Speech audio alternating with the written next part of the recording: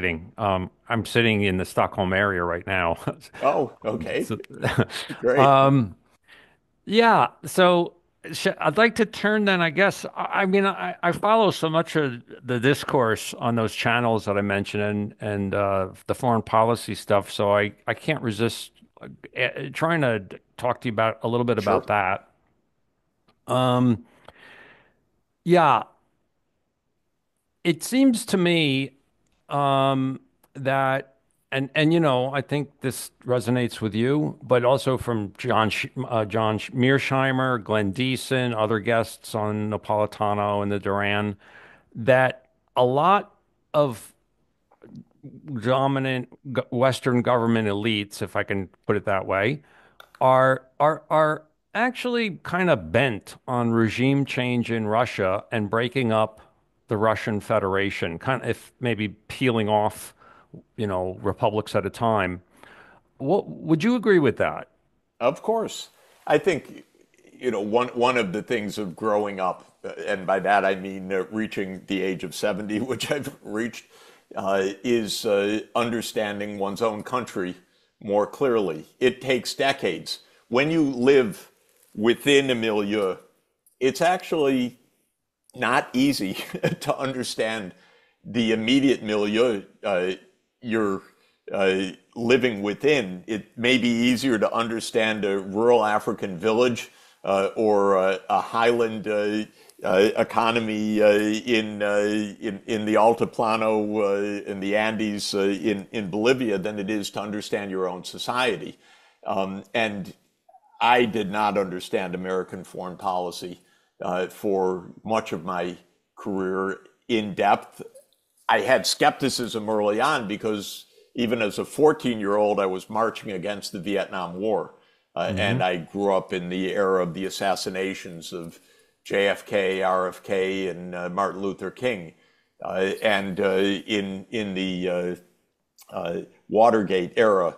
So I don't want to say I was, naive and Pollyannish, but the extent to which the U.S. relentlessly, as a government, resorted to assassinations, coups, and wars of choice is something that I only came to understand step by step. You'd learn about Yeah. Mossadegh in Iran in 1953. It's a learning experience. It's not something I was taught in class, that's for sure. Or Lumumba's assassination, largely Hmm. at the hands of the CIA in cahoots with the Belgians in 1961. Uh, and then you find out step by step by step that there are dozens and dozens of these cases. And then you come to learn, or I came to learn at least only over time, how deeply systemic it is and how it became completely embedded in American foreign policy institutionally through, I'd say, most notably the 1947 National Security Act, which established the CIA as a secretive army of the President of the United States that could do almost anything beyond the law without accountability. And That's this is, to my mind, the reality of U.S. foreign policy. And when you think about the ability of presidents to bring us into wars, to overthrow governments, to assassinate foreign politicians, hmm it is a tyrannical state. It's not a democratic state. I've, of course, over the years came to know many members of Congress. They don't do their job because institutionally they're suborned, they're bribed not to, they're extricated if they try to do their job. There's been only one real congressional oversight of the CIA, and that was 50 years ago this year, the Church Committee. For 50 years, there has not been accountability of the Central Intelligence Agency. So hmm does the US government try to overthrow other governments nonstop?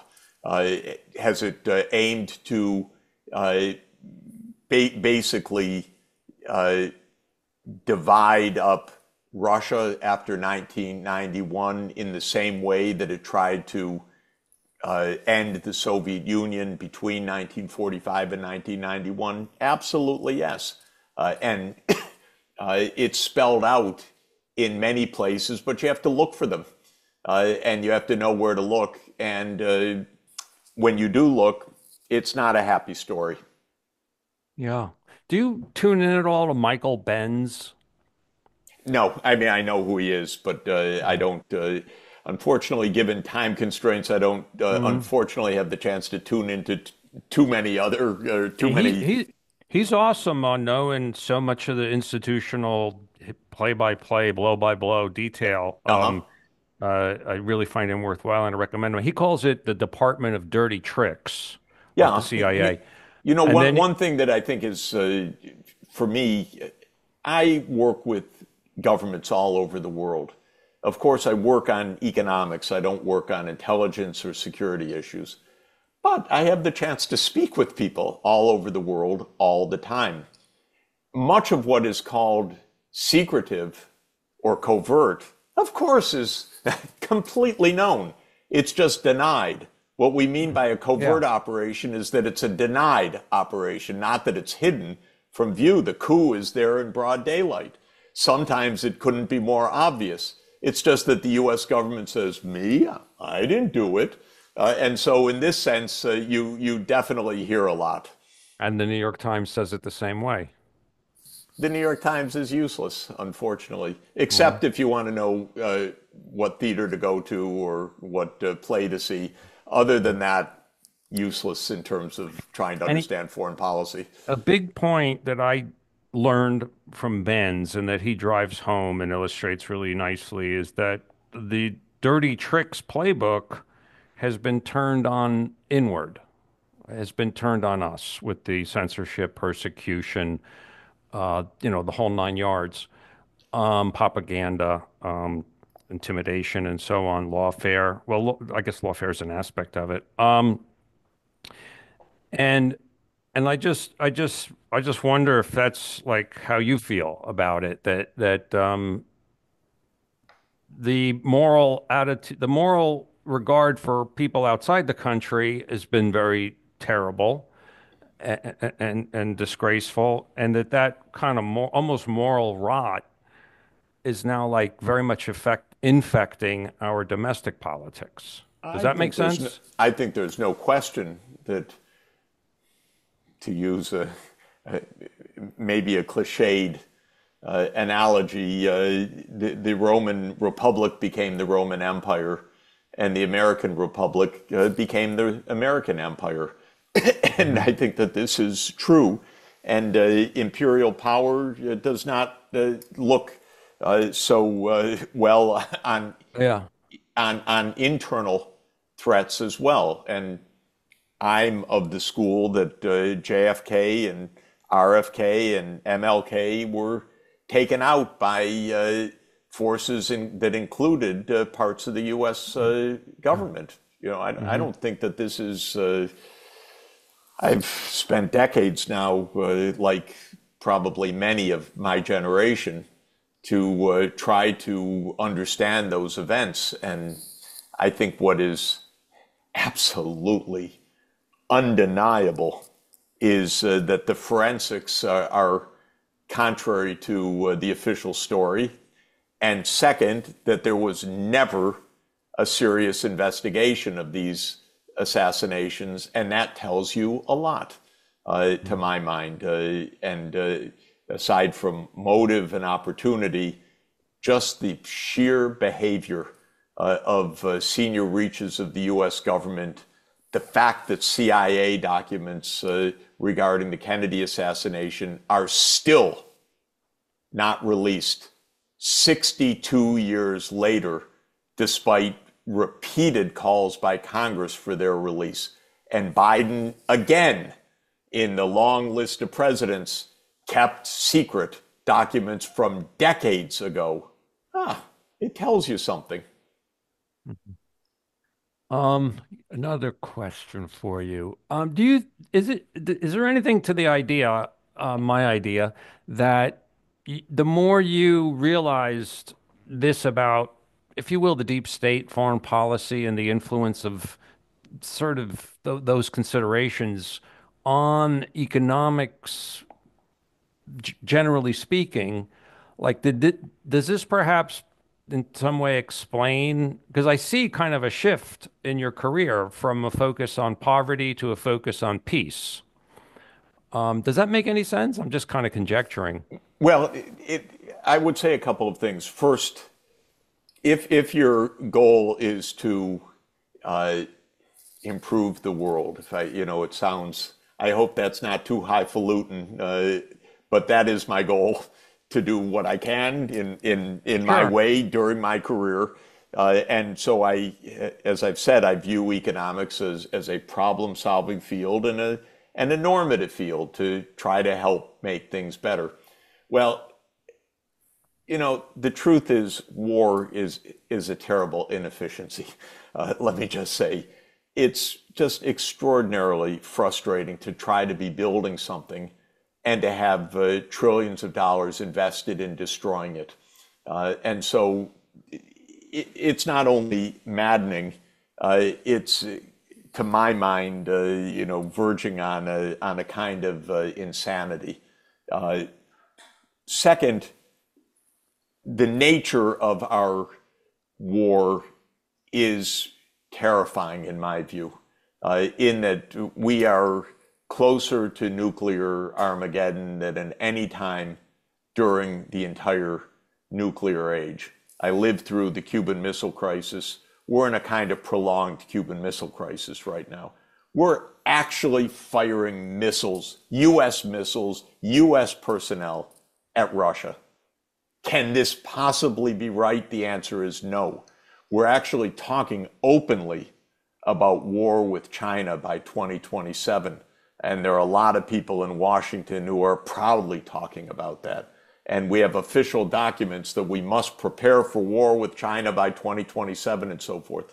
And all of this in nearly the complete absence of diplomacy, of trying to solve the problems, trying to understand why would that be? How could we avoid this? Are we really on a sane course?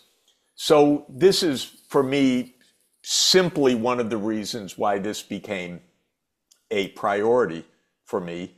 When you do reach the doomsday clock at 90 seconds to midnight, this is not a small matter. And it's one worthy of attention. But then I realized another thing, which is I'd been there to these places. I was an advisor to Mikhail Gorbachev. I was an advisor to Boris Yeltsin. I was an advisor to Leonid Kuchma, the second president of Ukraine. I've seen the Maidan. I've seen the post-coup government. I've met these people. I know them. And so that also changes the stakes for me. I've seen it with my own eyes, this misbehavior. I've had presidents say to me, they're gonna take me out, and then the CIA literally marched them out. I'm talking about President Aristide of Haiti, who said to me, they're going to take me out, Jeff. And I laughed and, no, Mr. President, we're going to solve this, and so on. But not only could I not help when they froze the IMF lending, when they froze the World Bank lending, part of the normal playbook to bring down a poor government, but then they marched the president of Haiti out to an unmarked plane and flew him, I think it was 23 hours, to the Central African Republic, and then denied that the US launched a coup. And the New York Times, by the way, wouldn't even cover it. I called the reporter whom I knew in Port-au-Prince. I said, well, are you going to cover it? She said to me, and I'm quoting, my editor is not interested. So when you see these things before your own eyes, it's not reading them in the history books. It's not making a surmise. It makes you sick, frankly. And it also raises the stakes. And that's why I've gotten more and more involved on these geopolitical issues. It's also, I might say, if you're working on issues like environmental protection or poverty reduction, it's just damn annoying that we're spending trillions of dollars on destroying things and killing people and not focusing on these other problems. And so this is also in my way saying, could we clear away the Yeah. underbrush so that we could get onto things that really can improve the lives of people? Getting back to Russia, I believe you feel that much, if not most, of what is said in the major media in the West is false about Russia. It's laughable. If it's tragic also. It's just pure propaganda. And the words come down from on high. The word of choice after 2022 was unprovoked. It's not such a common word, but the New York Times used the word unprovoked by my count 26 times in the first year of the special military operation that commenced on February 24th, 2022. It's not an accident that that word was used repeatedly. It was the word of choice. Of course it wasn't provoked. The one thing that the paper might have done was run one story to say, well, what are the antecedents of what happened on February 24th, 2022? Why did Putin decide that Russia would have this military operation? What had Putin put on the table with the U.S. on December 15th, 2021? What had happened with previous agreements like the Minsk II agreement? What about that coup on February 22nd, 2014 that brought down Viktor Yanukovych? Well, my experience with the New York Times is they would not run one analytical story or one op-ed that would even raise these questions, much less present the evidence. And so this is, to my mind, simply journalistic dishonesty. And they blame Russia for so many things. It's like the go-to blame for like something that's wrong, and sometimes even, our own U.S. officials' deeds. Well, there's a tip. Russia, There's Russia, Russia. also, yes, we know it from social psychology. We actually have theories of it from evolutionary biology called two-level selection, that we're very good at loving ourselves and very good at hating the other. And so we choose the evidence accordingly. We filter the evidence. We have confirmation bias. We have every kind of behavioral economics bias in a particular direction. And we have pervasive and nonstop media bias. Last week, there was an article after the tragic, probably accidental shooting down of the Azerbaijan airplane, which had flown into a conflict zone in Russia, where Ukraine was attacking with drones and Russia was counterattacking with anti-drone missiles, and quite possibly, though we don't know to this moment, the civilian aircraft was shot down by a Russian anti-drone missile or by the shrapnel from some related explosion. Anyway, the Washington Post columnist wrote, well, this is basically what uncivilized countries do. And it's just Russia's uncivilized. They're the barbarians. We're the civilized country. Of course, the whole concept of who's civilized and who's barbarian goes back about 3,000 years. It's a trivial point that one side is always the civilized side and the other side's always the barbarian, uncivilized side. But do we have to read this baloney in our press from grown-ups who are writing these columns? I generally don't. But once in a while I do, and then I remember why I generally don't. Why are Western elites, governmental elites, like so bent on breaking up Russia? Well, first of all, I think it has been our strategy since 1945. As soon as World War II ended, the whole U.S. security system, even before there was a CIA, when there was just an OSS, and when there was still the operational committees of the U.S. military, said we're going to have a war with Russia or Soviet Union shortly. By 1952 was the estimate then. We already from that moment, even before that, had refused to share information about the atomic weapons development and so forth with the Russians. The idea was the Bolsheviks were our enemy and we're going to take them on next. And the CIA was basically created with that long-standing mission to keep out leftist governments, to overthrow leftist governments, and to topple the Soviet Union. What's interesting is that when the Soviet Union ended in December 1991, the mission continued. It was just redefined as now we have to dismember or decolonize or otherwise weaken Russia in the same way as the Soviet Union. We're almost there.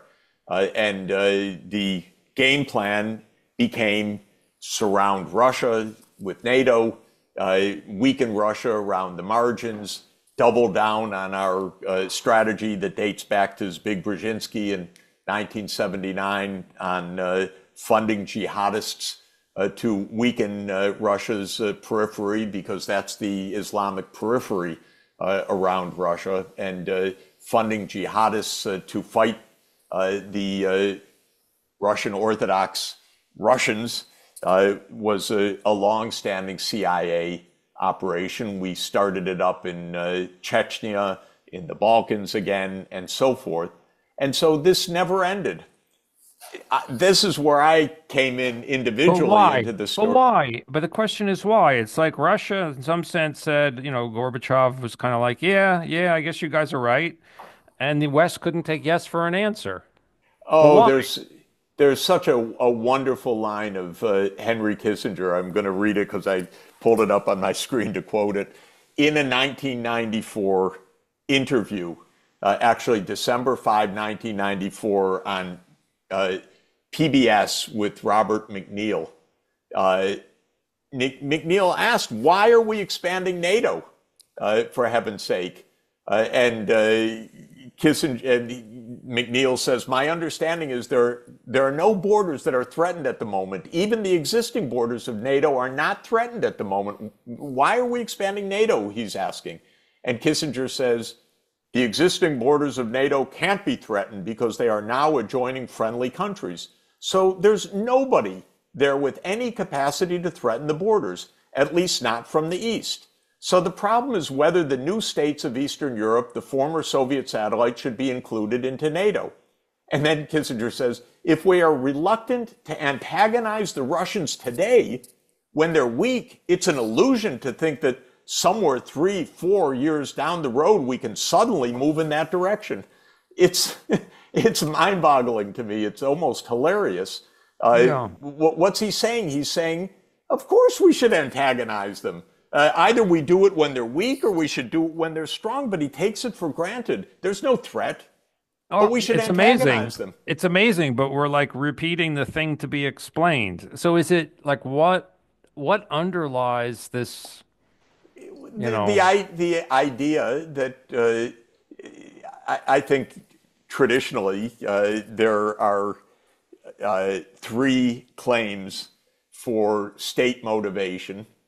One claim is fear. So you act in a way because you feel threatened. Well, Kissinger explains, no, we're not doing exactly that. This isn't fear. The second is glory. In one form or another, Alexander the Great really did want to conquer the entire world. He thought he was the son of Zeus. He was told that by the soothsayer in Egypt, and he went out to prove it to the world. And the United States doesn't put it exactly that way, but it puts it that we have a mission in the world, the same mission civilatrice of the French Empire or the civilizing mission of the British Empire. Mhm. We are America. We are the liberal leaders of the free world. We will make the world safe in our image. And people, grown-ups again, although not in a grown-up way, in my view, take this stuff seriously, like Robert Kagan, liberal hegemony. We just should run the world. That's the best way for the world. And then the third is, is the grubbier motives attached to this. Lindsey Graham, who I regard as the stupidest senator in the U.S. Senate, and he comes along and confirms my thoughts with high frequency, says, well, we've got to fight in Ukraine. They have $10 trillion of minerals. This is, we got to control them so the Russians and the Chinese don't control them. So the fight over resources plays a role, or the perception of that fight. There are two kinds of resources at stake. One is the direct war as business resources. The military-industrial complex, after all, is a $1.5 trillion a year operation. And I'm sure a lot of it goes in all sorts of directions. By the way, it goes to fund the think tanks all along the East Coast. This is every think tank. My own university, the think tanks in Washington, they're funded by these companies. They're funded by the U.S. government. This is a national effort, after all. So I think the warmongering, the military-industrial complex, the crude perception that those resources are ours to be taken, the glory of running the world, the purported or claimed threats, although Kissinger made clear there are no threats. We should just antagonize them when they're weak, so we don't have to do it when they're strong. These are all motives. There's no single motive for this, except to say that war is a state activity, and running a complex state is a coalition of forces. It's not one person. It's not huge, but it's military contractors, it's politicians, it is ideologues, it's private companies doing business alongside. It is a coalition. And structurally, the permanence and unaccountability of the CIA, in my mind, is the single biggest structural liability of the U.S. system, because we created an institution literally outside of legal control, and did so knowingly and deliberately, and to the regret of, famously, of Harry Truman himself, who signed the National Security Act, to the fear of Dwight D. Eisenhower, who warned us of the military-industrial complex, and in my view, to the demise of JFK and RFK, who I think perished for their opposition to this secretive, unaccountable state within a state. One last question. So I really can't imagine having a conversation along these lines with any other. I don't know any other economist, much less a very prominent and effective and influential one. I mean, millions and millions of watch you, I bet you, every week. If maybe that's a bit of an overstatement, but not too much. So how come, if you're right, and as you can see, I'm inclined to agree. Like, why is it so difficult? There's two questions here. I still want to kind of know, like, why, if no one else does what you're doing, I don't know if the thing to be explained is why no one else does it or why you're the one who does. But there's that question about, like, why are you different? And then that's kind of the bigger question of, it does seem so in your face, actually, so much of this, and the whole way they're raping democracy, like in Romania recently. It's just so in your face, and it's like, why is there such a strong taboo? And like, will there be like an awakening of some sort about all this. You know, it's a funny thing. It is in our faces to a shocking extent. You have Nord Stream blown up, for example, after President Biden says, if Russia invades, we will end it. And the reporter says, well, how? And he smirks, Biden smirks and says, well, we have our ways. And then it happens. And then everyone says, duh, it was the Russians. It was the Russians. And you watch all of these columnists and talking heads on television propounding idiocy. Another example, COVID. I chaired a major commission with serious people for the Lancet medical journal. And I wouldn't say I'm a public health expert, but as an economist, I've devoted a considerable amount of my time to understanding public health issues. And I led a major commission for WHO. I created the idea of the Global Fund to fight AIDS, TB, and malaria. I've been around this issue. I got into the COVID issue. It's crystal clear the US government has lied and lied and lied about the origin of the virus. We don't know every bit of the story. We know that there's a cover-up. That's what we know. Well, duh, it's natural, we're told. Come on. Can people behave even minimally, honestly, and rationally? Well, now, the public believes little that the government says. This is what's very interesting for me.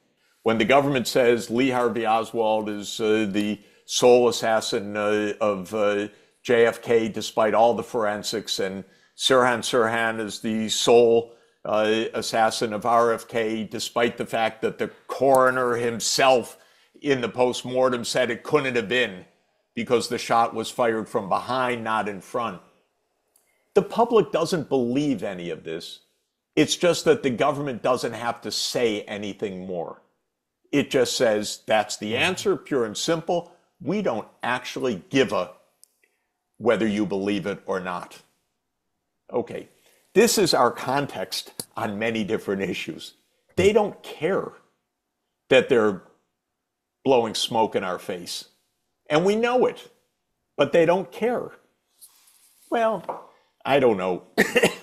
Call me old-fashioned, but I sat through a lot of seminars in my youth where the idea was to poke holes in the mistakes of the paper presenter. That's how I was trained, that you challenge the claims and you try to look at them.